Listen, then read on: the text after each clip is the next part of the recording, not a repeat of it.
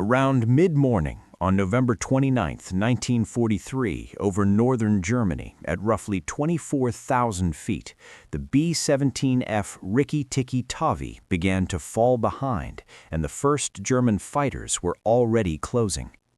The formation was still moving toward Bremen, but the gap behind them was opening fast. The tail gunner, Staff Sergeant Eugene Moran, felt it before he saw it. The vibration changed. The slipstream noise grew sharper. In the rear compartment, the cold pressed through gloves and jacket seams, and the oxygen mask made every breath sound louder than it should. Outside his small windows, the nearest B-17s weren't just distant, they were shrinking. A few seconds earlier, the airspace had been crowded with friendly aircraft. Now there was a clear lane of empty sky behind the group, and Rikki-Tikki-Tavi was drifting into it. This mission was a daylight strike on Bremen, a major industrial target that pulled heavy defenses every time. The crews knew the basics: stay tight, keep speed, don't break formation.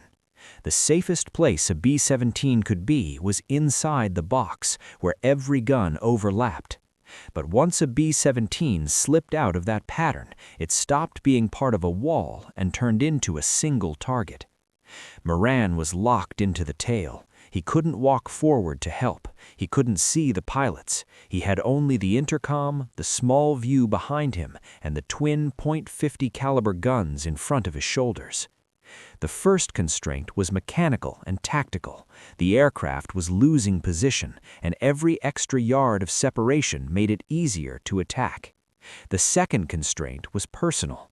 Moran's job was to cover the one direction nobody else could protect, even if he was alone back there. He checked the sky again, waiting for the first shape to cut across the tail's view. The first pass is coming. At roughly 24,000 feet, the B-17F was still on course toward Bremen, but the spacing was wrong now.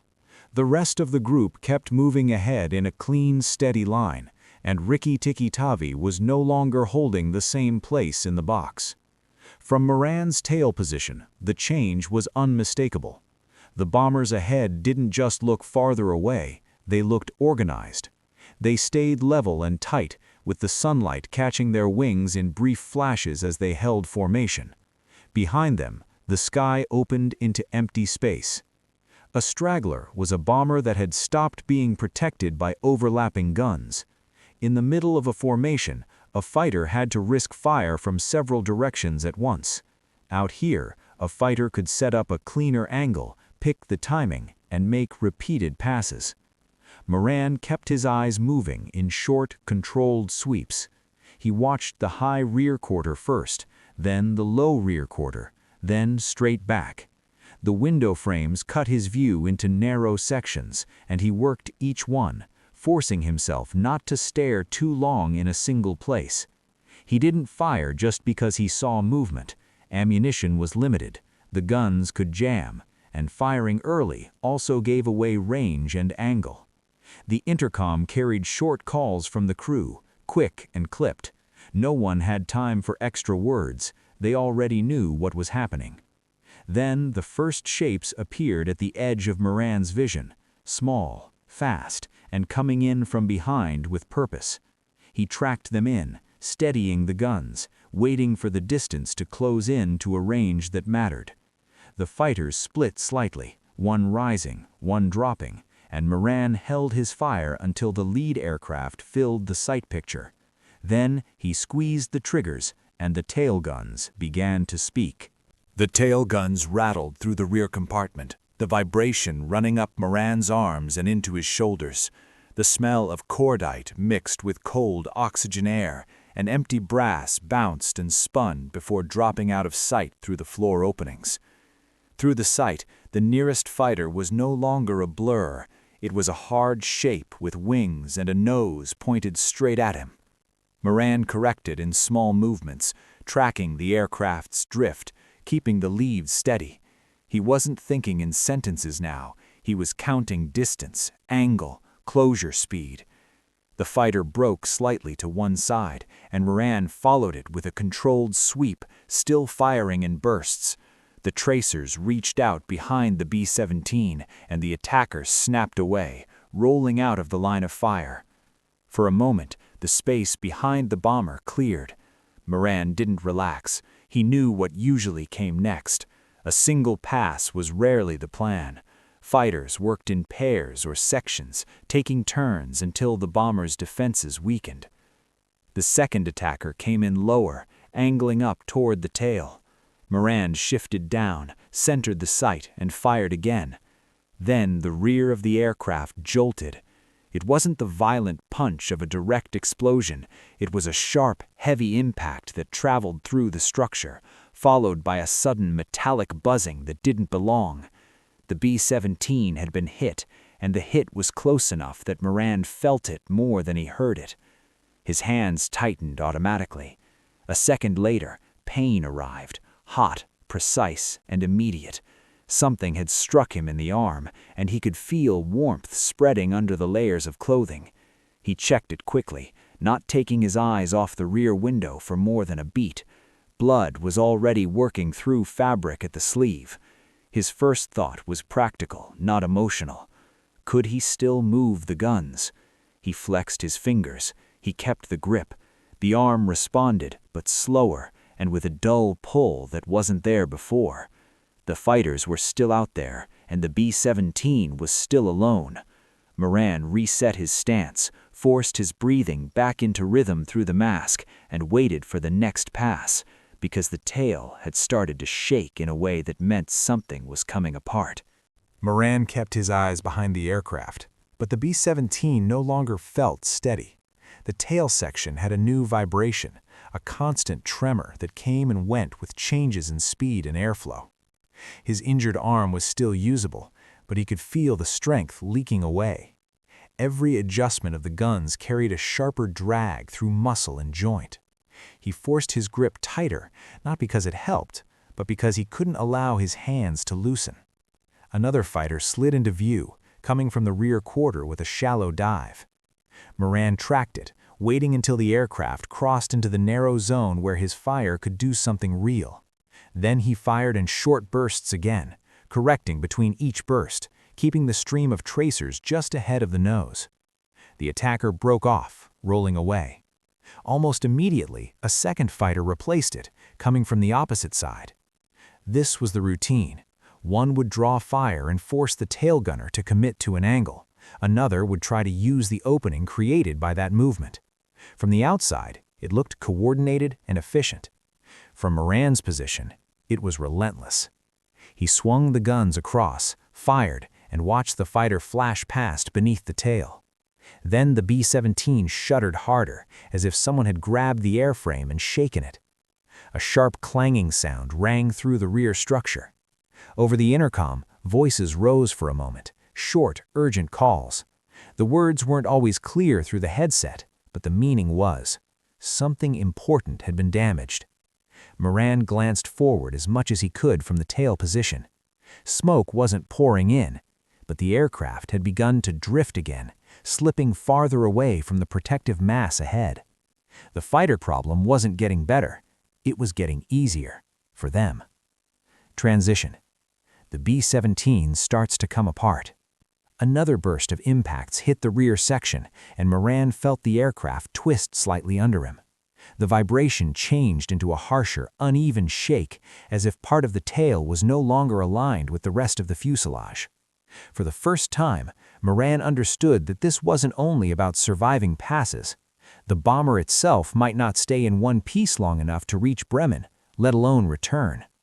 He steadied the guns anyway, kept his sight trained on the empty lane behind them, and waited for the next fighter to commit, because the next hit was going to decide everything.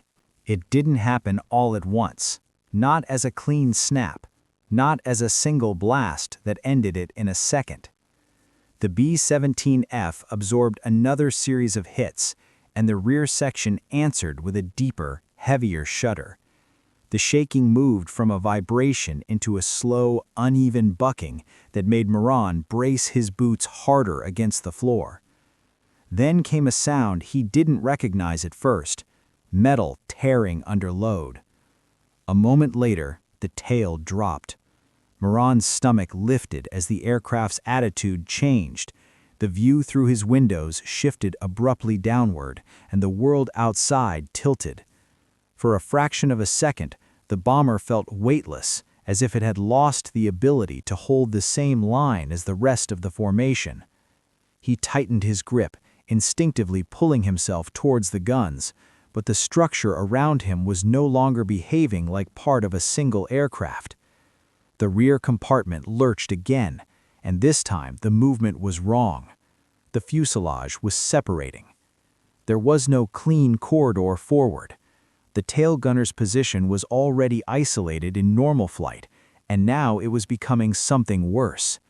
Moran could hear the intercom, but the voices were scrambled by stress and distance, and the aircraft's noises were swallowing everything else. He tried to look forward, past his own station, but the angle was limited. He couldn't see the full damage.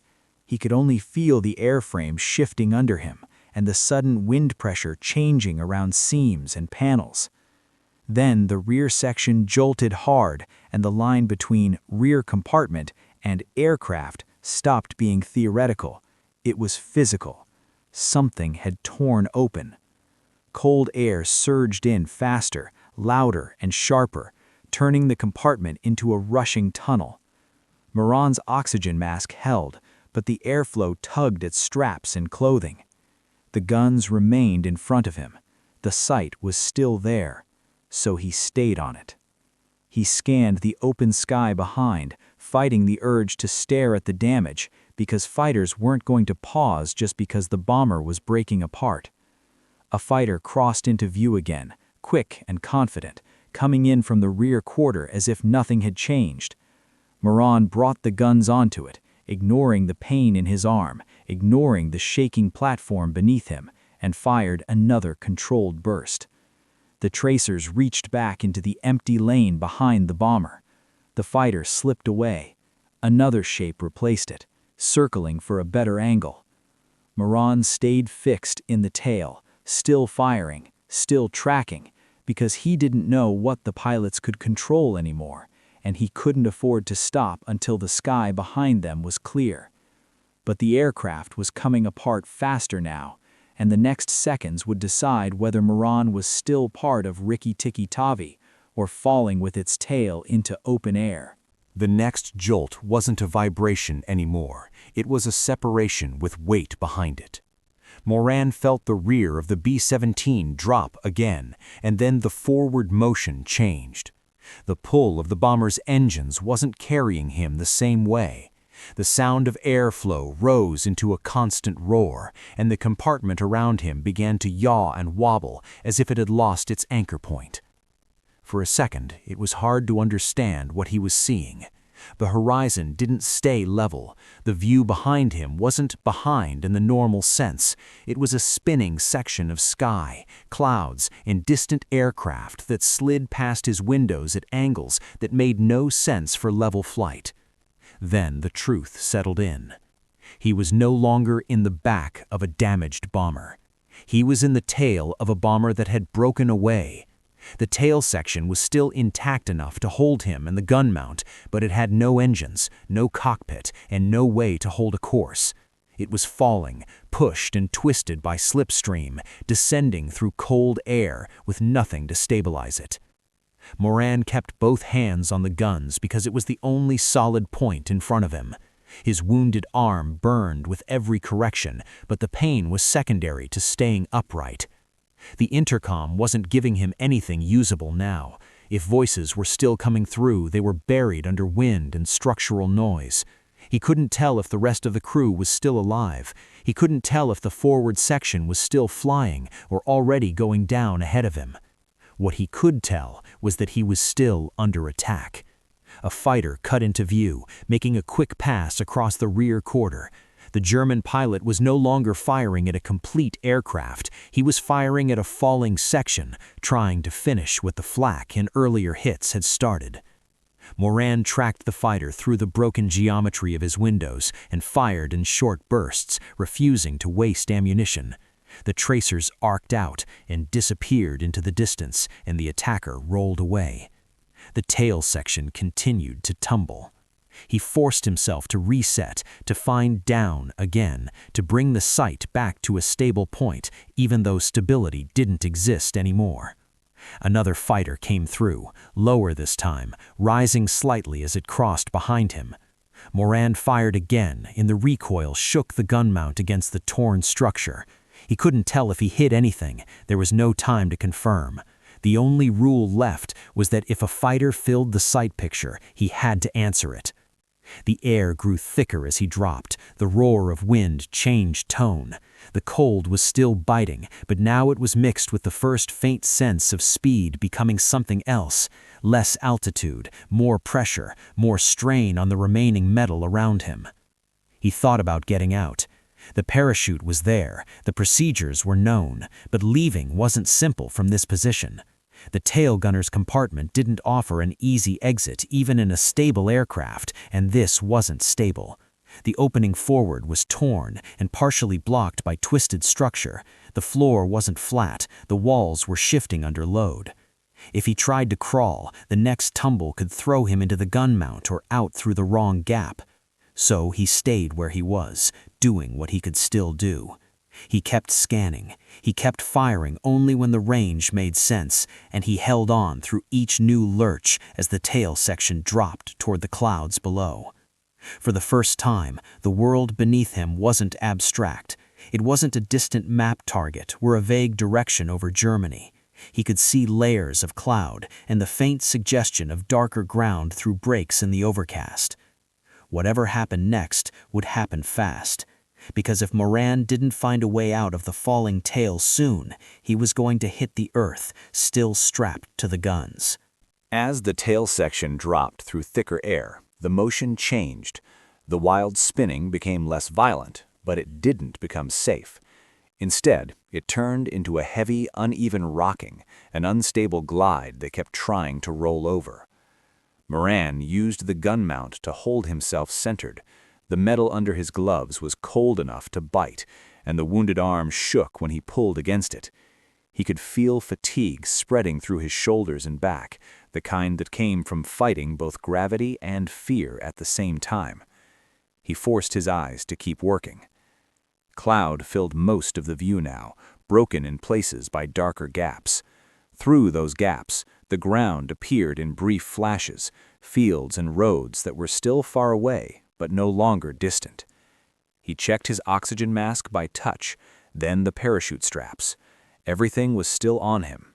Everything that mattered was still there. The problem was the exit. He looked forward into the torn fuselage opening. Jagged metal and fractured framework blocked the simple path out. The compartment was no longer a clean tube. It was a broken shell, twisted into angles that didn't match his body. The air rushing past grabbed at loose fabric, making small movements feel bigger than they should. Moran tried shifting his position. It took effort just to lift one knee and set it down again. The floor wasn't level, and it wasn't stable. Each movement had to be deliberate, or he risked sliding into the gun mechanism or losing balance completely. He tested a handhold forward, then pulled himself a few inches away from the guns.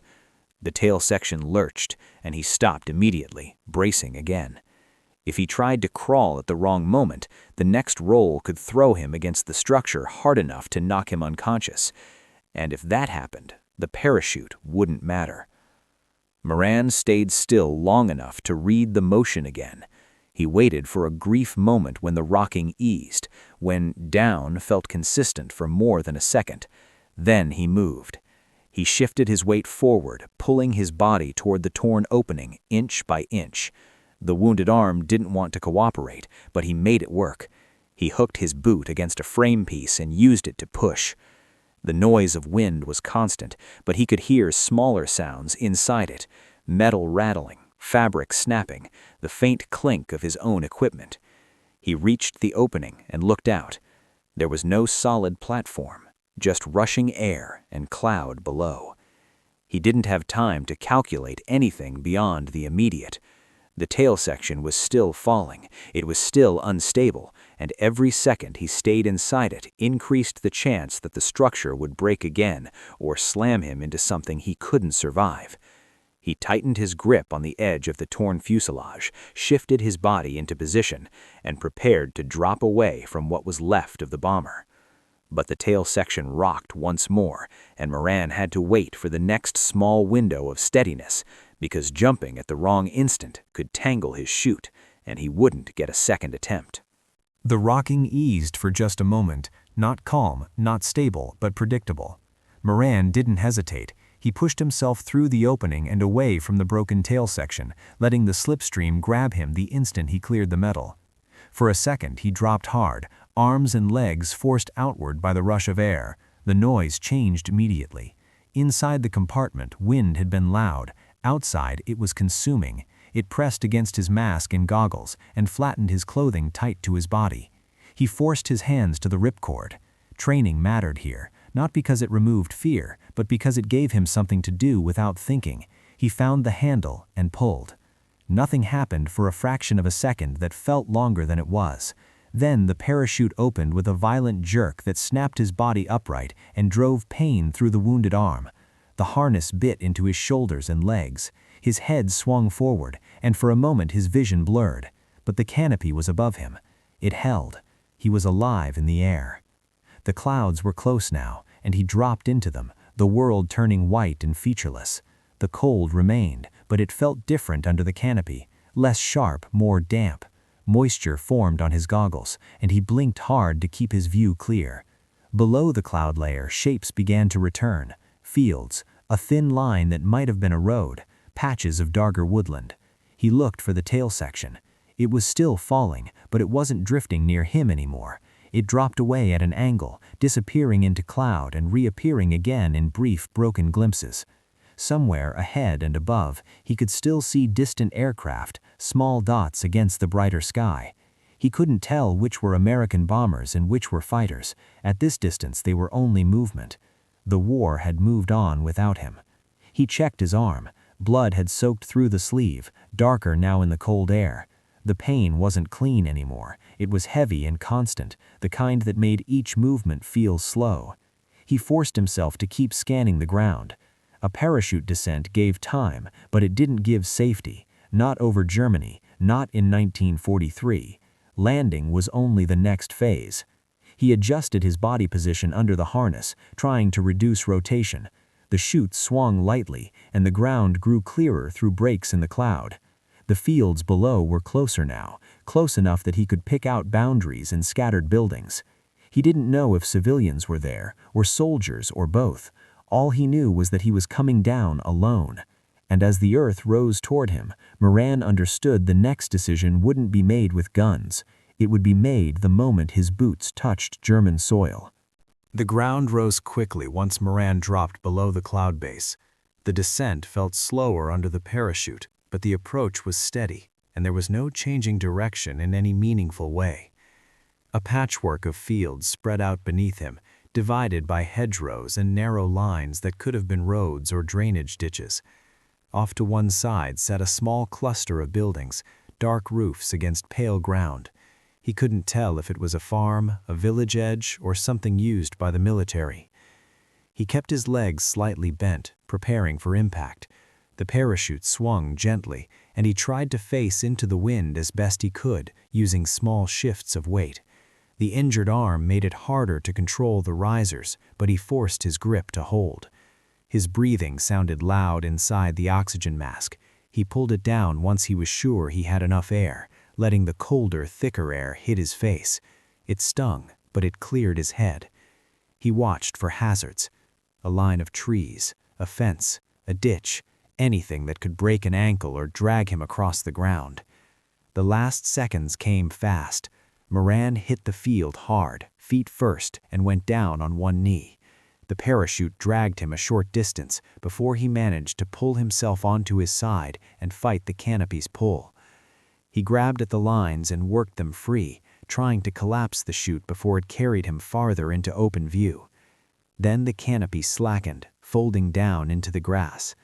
For a moment, there was only wind and silence. Moran pushed himself up, his boots sinking slightly into damp soil. The injury in his arm flared as he moved, and he clamped his jaw against it, forcing his body to keep working. He had no weapon, no radio, no crew around him. He was in enemy territory with only what he could carry. The parachute was a problem now. It was evidence from the air. White fabric could be seen from far away. He tried pulling it toward a low spot in the field, then stopped. The cloth resisted, snagging in grass and uneven ground. It was too large to hide well in seconds. He looked around instead. The nearest cover was a shallow line of trees along the edge of a field. Beyond that, a hedgerow and another open stretch. In the distance, the buildings he'd seen from above sat quiet and still. There were no people visible yet. That didn't mean they weren't coming. He started walking toward the trees, fast but controlled, keeping his head low. His heavy flight gear wasn't built for running, and the ground was uneven. Every step tugged at the parachute harness still hanging off his body.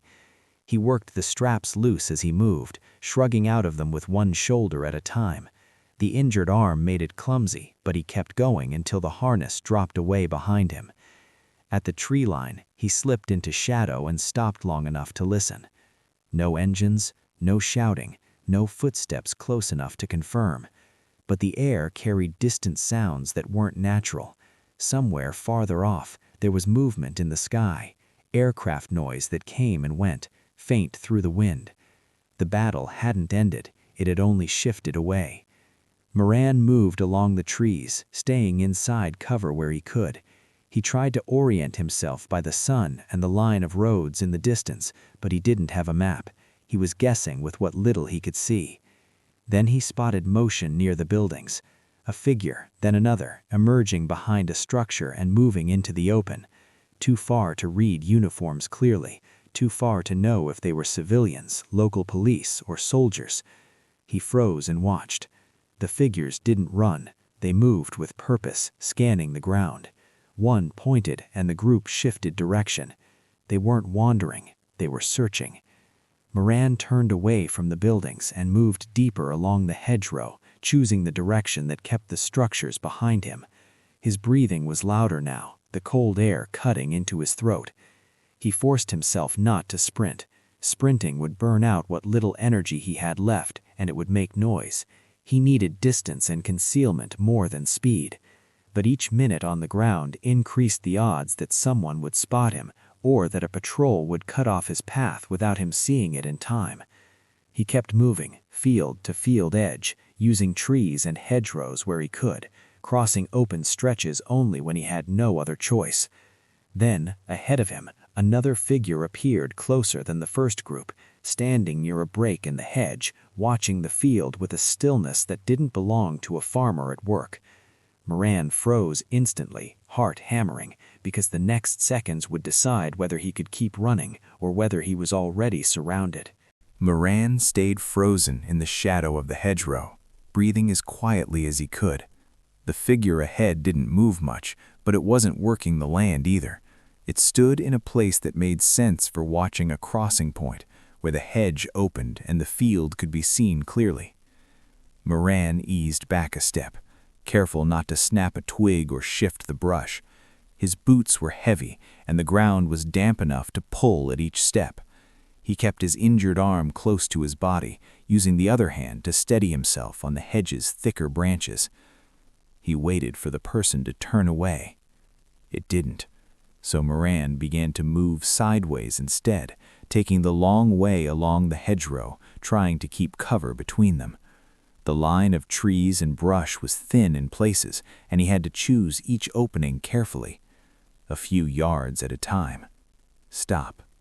Listen. Move again. Behind him, he heard distant voices, not clear words at first, just the cadence of speech carrying over open ground. Then a sharper sound, a quick call, followed by movement. The search group near the buildings was spreading out.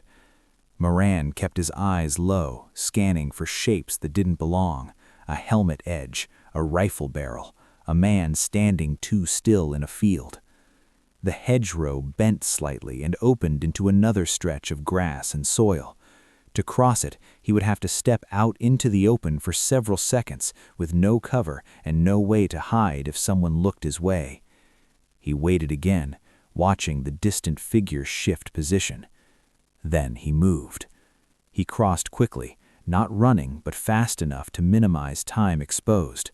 His breath came hard, and the wound in his arm throbbed with every step, but he reached the next line of brush and slipped into it without being challenged. He stayed down in the cover, listening. The voices behind him were closer now. He couldn't make out sentences, but he could hear the tone. It wasn't casual. It was purposeful, with short calls that sounded like coordination. Moran's parachute and harness were behind him somewhere in the field. If they were found, it would confirm the direction he'd taken. If someone had seen him land, that would be worse. He had no way to know which was true. He only knew he couldn't stay still. The hedgerow led toward a narrow dirt track. Moran reached the edge and stopped again, because a road meant exposure, but it also meant a faster route for anyone searching. He crouched low and looked both ways along the track. Nothing moved.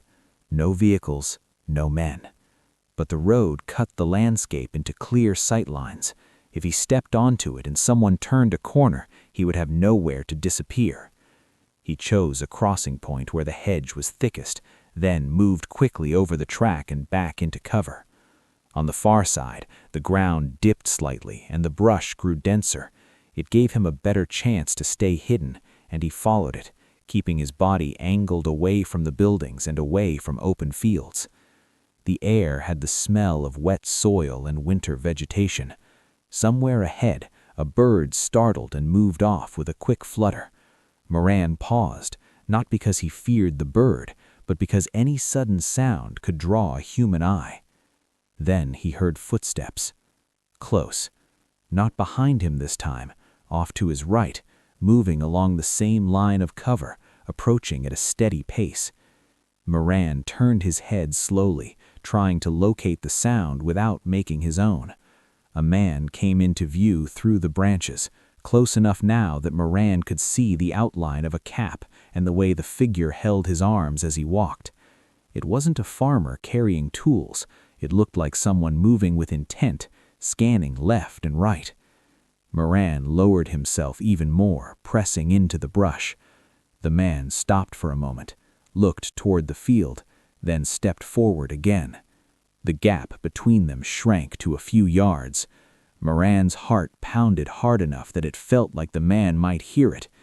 If the figure stepped one pace closer and turned his head the wrong way, Moran would be seen.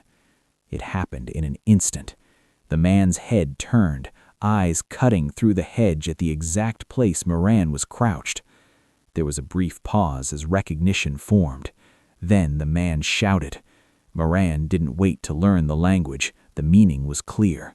He pushed up and moved, breaking from the hedgerow into the next line of cover, forcing his legs to work despite the weight of his clothes and the pain in his arm. Behind him, more voices answered, louder and closer. The search had become a chase, and Moran had only one advantage left: distance, because if he didn't find a place to disappear in the next few minutes, the next section of this story would be about capture, not escape. Moran didn't sprint blindly. He ran with quick, controlled steps, staying low, using the hedgerow as long as it held together. The brush tore at his jacket and caught at loose straps still hanging from his gear, but he kept moving, forcing himself not to look back too often. The shout behind him was followed by more voices scattered across the fields. The sound carried differently at ground level, short bursts of direction, then silence, then another call as someone tried to pin down his position. Moran angled toward the nearest thicker patch of trees. It wasn't far, but it required crossing a strip of open ground.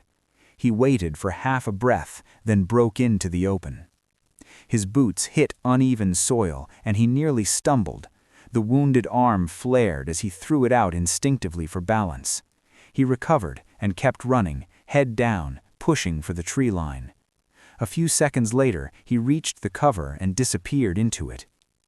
Inside the trees, the light dropped and the wind softened, but the ground was cluttered with branches and wet leaves.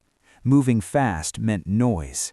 Moran slowed just enough to keep his footing, then continued deeper, choosing paths that kept him out of sight from the fields. He could still hear them behind him. They were closer now, not right on top of him, but no longer distant. A sharp crack echoed once, rifle fire, not close enough to be aimed well, but close enough to make the threat real. The sound snapped through the trees and left a ringing silence behind it. Moran didn't stop. He didn't zigzag wildly. He kept moving forward, letting the terrain do the hiding. He reached a shallow ditch running along the edge of the trees, half filled with water and mud. It wasn't ideal, but it was concealment. He dropped into it, crouching low, and moved along it for several yards, using the bank and brush above as cover. His breathing burned now. Cold air scraped his throat. The blood in his sleeve felt stiff and heavy. He slowed again, not because he wanted to, but because his body demanded it. Moran paused in the ditch and listened. Footsteps, voices. The searchers were spreading through the trees now, not just shouting from the fields. They had entered the cover and were working it in sections. He could hear one man close enough to make out the rhythm of his steps. Another voice answered from farther off, and the pattern told Moran they were trying to box him in. He looked for an exit route. Ahead, the ditch narrowed and cut toward another hedgerow line. Beyond that, open ground again. He didn't want open ground, but he also couldn't stay in a trap. He moved forward along the ditch, careful and quiet now. Each step in the mud made a soft suction sound, and he tried to place his boots on firmer patches to reduce it. Then he heard a branch snap nearby. Moran stopped instantly. The sound came from his left, close, too close. He turned his head slowly and saw movement through the trees, someone stepping between trunks, scanning, searching. Moran held still, pressed into the ditch wall, and tried to become part of the mud and shadow. The figure paused, looking in his direction. For a second, neither moved. Then the searcher stepped forward again, closer to the ditch line. Moran's injured arm tightened involuntarily, pain shooting through it as he braced. He had nowhere to go without breaking cover. He could run and be seen, or he could stay and be found. The figure took one more step, and Moran realized the chase was about to end, because the next sound he made, or the next glance the searcher took, would decide whether Moran escaped again or was captured on the spot. The man moved slowly along the tree line, stepping with care, as if he expected Moran to bolt at any moment. Moran stayed pressed into the ditch wall, keeping his body low and tight, trying to control his breathing so it wouldn't give him away. The searcher stopped again. He turned his head slightly, scanning the ground near the ditch. Moran could see his outline through branches and bare winter limbs. Close enough now that it didn't matter what uniform he wore. Close enough that any movement from Moran would draw the eye. Moran's wounded arm pulsed with pain as he held himself still. The cold had made the blood on his sleeve stiff, and the fabric rubbed against the skin every time his muscles tightened. The man took another step. A boot pressed into soft soil near the ditch edge, and the ground gave a little. The searcher looked down, then forward, following the line as if he was tracking where someone might have moved. Moran didn't move. Seconds passed. Then the searcher leaned slightly, peering toward the ditch's darker interior. Moran knew the moment had arrived. Not a decision point anymore, a final count of seconds. He pushed up and out of the ditch in one sudden motion, using his good arm and legs to launch himself forward. The movement was fast, but not smooth. Mud pulled at his boots. His injured arm swung hard and sent a sharp pain up into his shoulder. The searcher shouted immediately. Moran ran. The trees thinned ahead, and he drove toward the next line of hedgerow without looking back. He could hear pursuit now, not only voices but footsteps that were real and close, cutting through brush behind him. He hit the hedgerow and forced his way through a narrow gap, branches snapping at his sleeves. On the far side he found open ground again, and this time he couldn't avoid it. The field stretched wide, with low winter grass and damp soil. There was no cover for several hundred yards, except a low rise and another sparse line of trees beyond it. Moran moved across anyway, pushing for the far edge. Behind him, more shouting, a sharp call that sounded like direction being given. They weren't just reacting now, they were coordinating. Moran heard a vehicle engine somewhere, faint but growing, likely on one of the tracks he'd crossed earlier.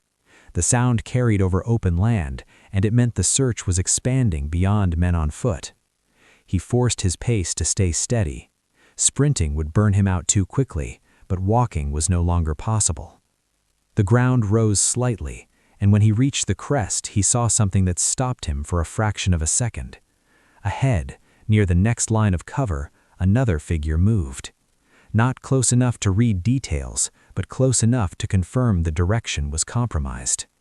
Moran turned slightly, angling away, trying to shift course without making it obvious. He moved along the slope, keeping his head low, but every step in the open felt exposed. A rifle shot cracked behind him. The sound wasn't distant anymore. It was close enough to make him flinch. Another shot followed. Moran ran harder. He reached a shallow depression in the ground and dropped into it, using it as a brief screen from view. It wasn't much, but it broke the line of sight for a moment. He lay flat for one breath, listening. Footsteps behind him, coming fast now. Voices from the side. The engine noise closer. The depression wasn't cover, it was only delay.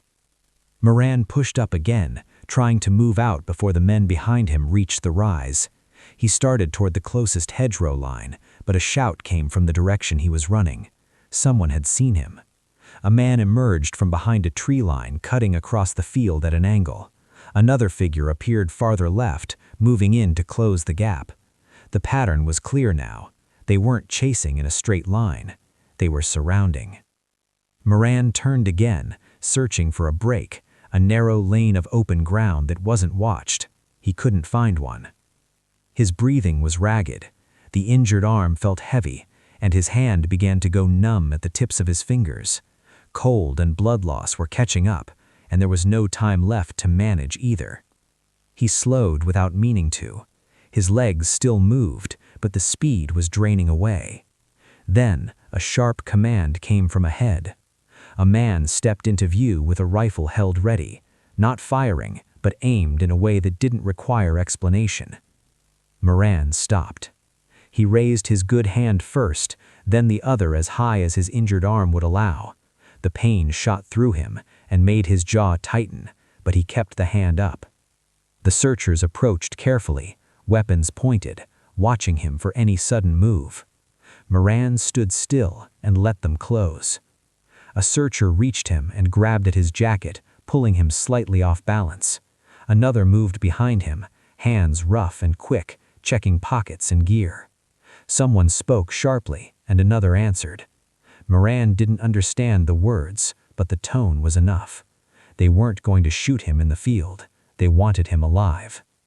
His wounded arm was noticed immediately. A man pointed at the blood and said something, and the others reacted with a brief urgency. Moran kept his eyes forward, not because he felt calm, but because looking around wouldn't change anything now. They began to move him toward the road. The vehicle sound was close, and soon he could see it through the trees, dark, boxy, waiting. More men were there now, and the search that had started with scattered figures in a field had solidified into an organized capture. Moran was alive, but he was no longer free. And as they pushed him forward, the question stopped being whether he would survive the landing, because now he had to survive everything that came after. They marched Moran along the edge of the road with a rifle close behind him. The men didn't rush, but they didn't relax either.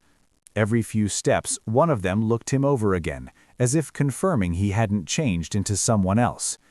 The vehicle waited ahead, engine idling.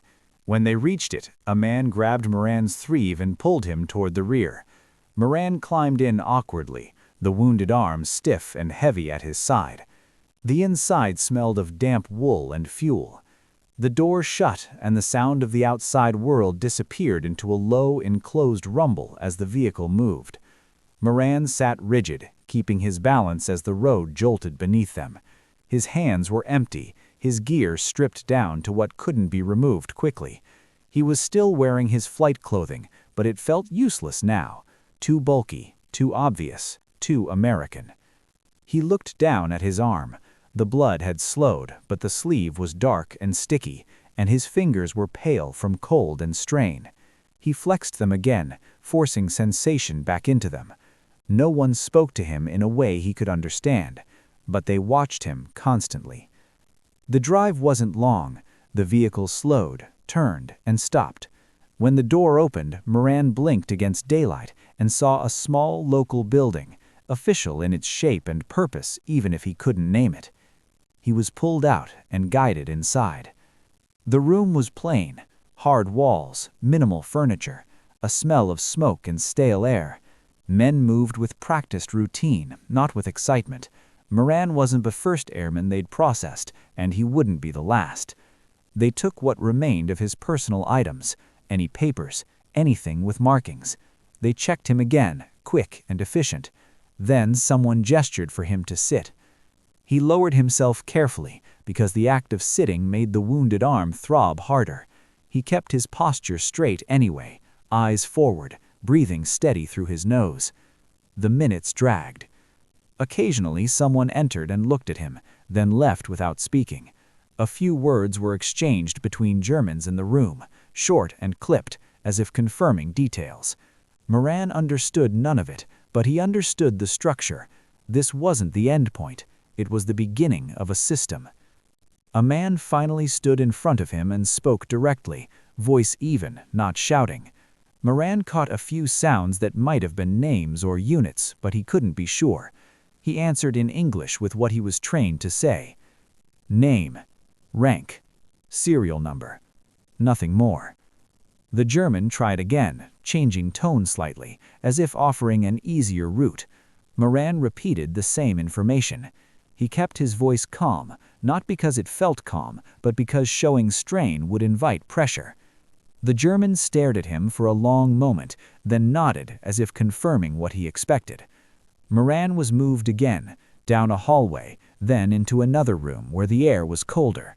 Someone applied a rough bandage to his arm. It wasn't gentle, but it stopped the fabric from sticking directly to the wound. The pain eased slightly, replaced by a dull, constant ache. Then they left him sitting again, waiting. Waiting for transport, waiting for paperwork, waiting for whatever the next stage was.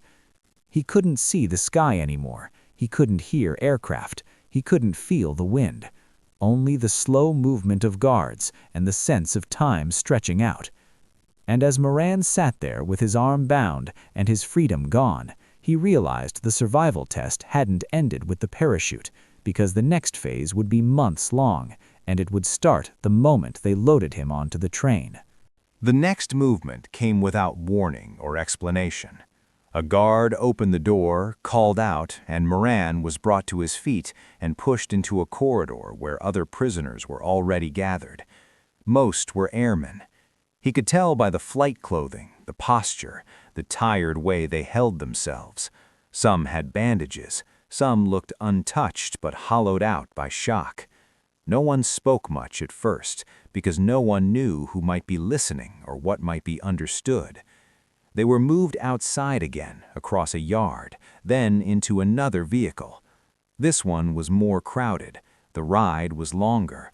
The road surface changed from rough jolts to smoother stretches, then back again. Moran sat with his back against the side panel, knees drawn slightly up because there wasn't enough space to stretch out. The arm throbbed in time with his heartbeat. Every so often, the vehicle slowed, and Moran felt the shift of weight as it turned corners or stopped at checkpoints. Each stop brought new voices, quick glances inside, then the door shutting again. No one offered explanations. The guards didn't need to. Everyone in that compartment already knew the direction of travel was only going one way. When they finally arrived, the location felt larger, more fencing, more movement, more structure in the way men were handled. They were unloaded and formed into a line. Moran kept his eyes forward, but he watched what he could without turning his head too much.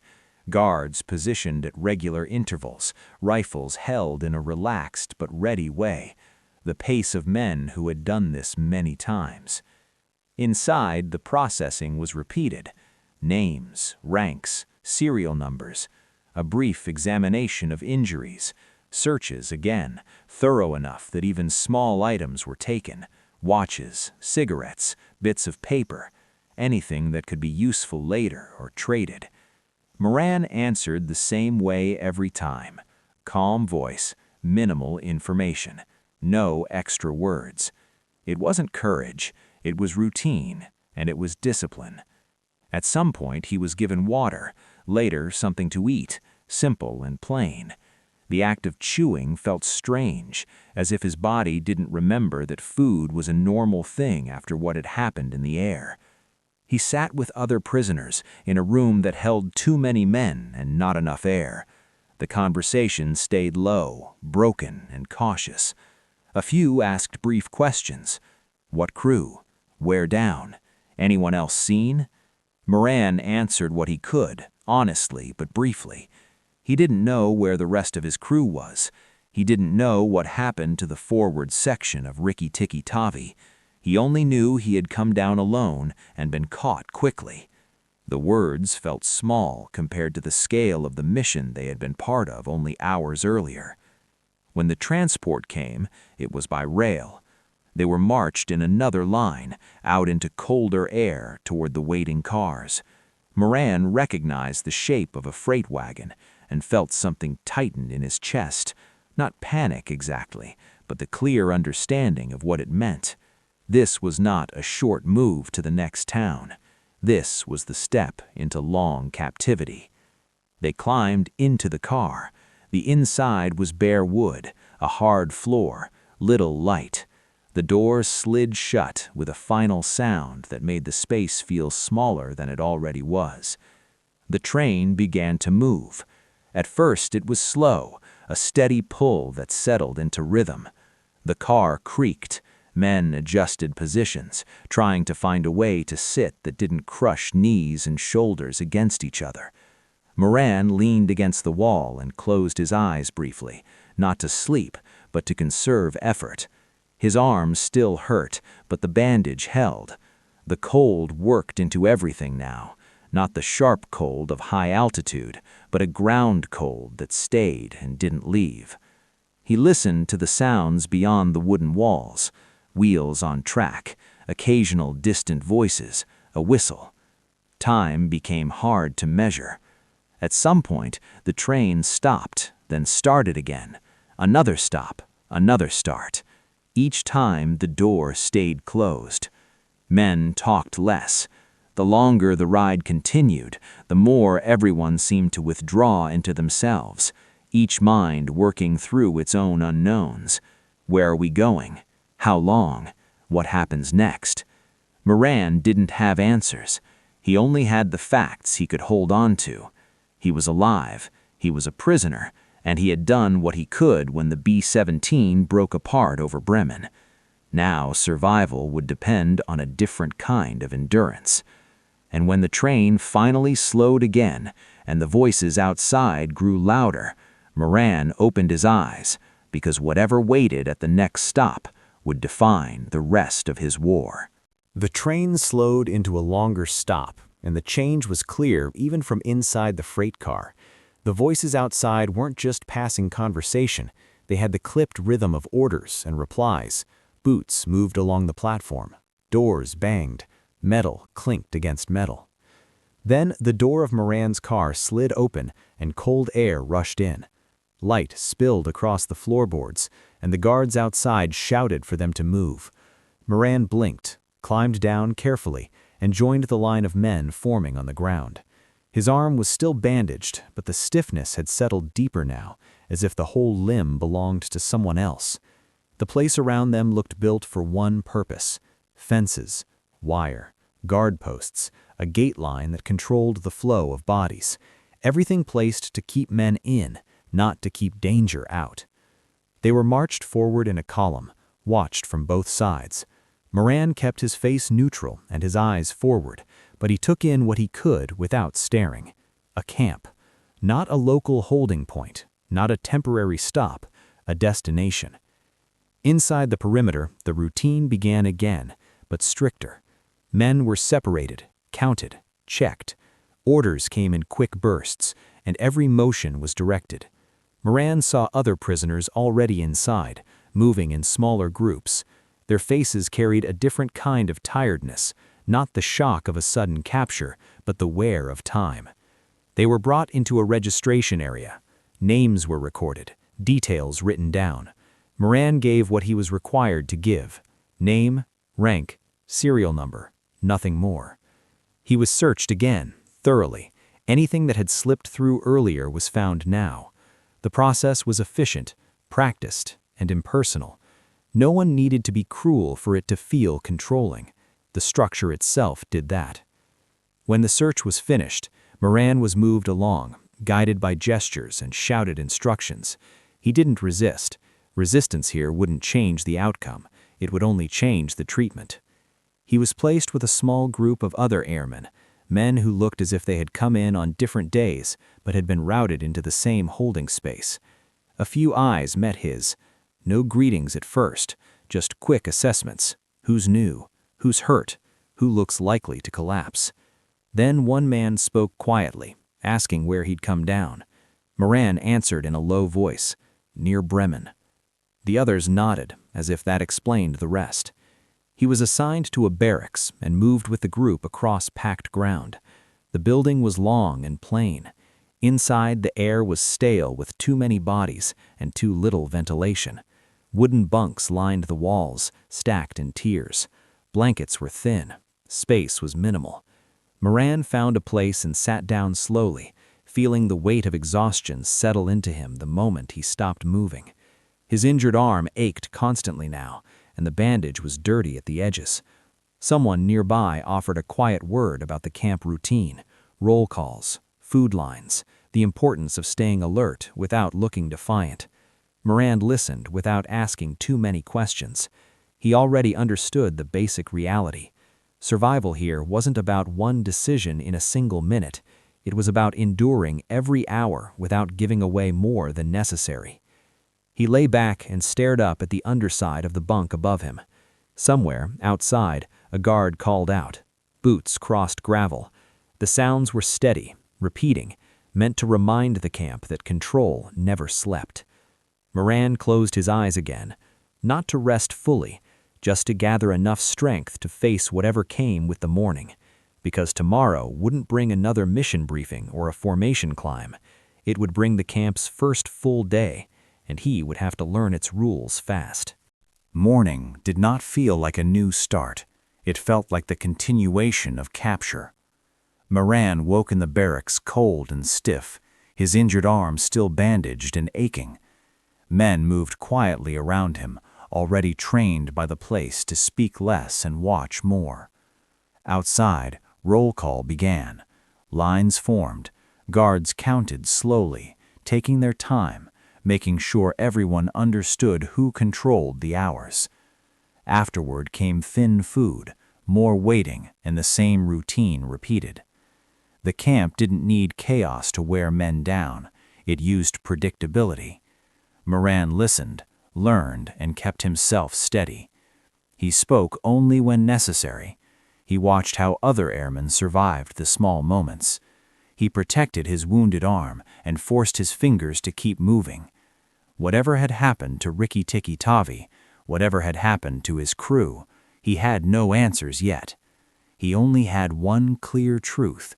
He was alive, and he would stay alive by doing here what he had done in the air, holding discipline when everything around him tried to break it. Because in this place, the fight wasn't loud anymore. It was measured in days. and Moran had to be ready for the next test. The interrogation room was quiet. That was what made it dangerous. A man sat across from Moran and began with the same calm routine. Name, rank, serial number. Moran answered clearly and gave nothing else. The questions turned toward units, targets, numbers, and names. The tone stayed controlled, as if patience would succeed where force wasn't needed. Moran did not change his answer. Name, rank, serial number. Eventually, the questions stopped, not because they were finished, but because they had learned what kind of man they were dealing with. Moran was taken back to the barracks. No dramatic ending, no release, just the slow return to the same fences, the same bunks, and the same long stretch of time. That night, he lay in the dark and thought briefly of the sky over Bremen, of a B-17 breaking apart, and of a tail gunner still fighting as it fell. Now he was fighting in a different way, not with guns, with control. Because the war had not ended for Eugene Moran, it had simply changed shape, and the next time they called him in, they would try again to take more than he was willing to give.